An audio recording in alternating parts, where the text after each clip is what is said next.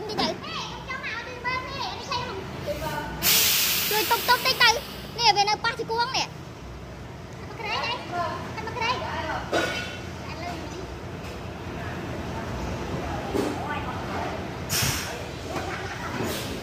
về nơi ba thì cuống nè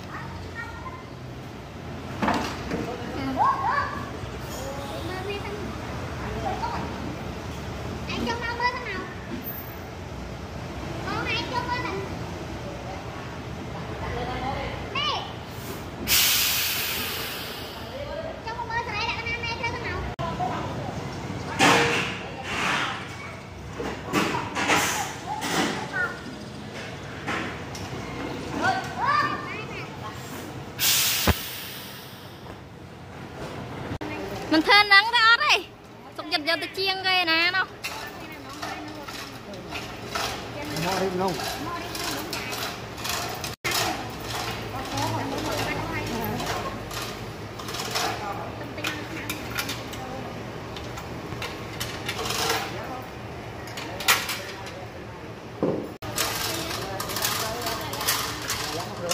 tôi học sai tròn hết kia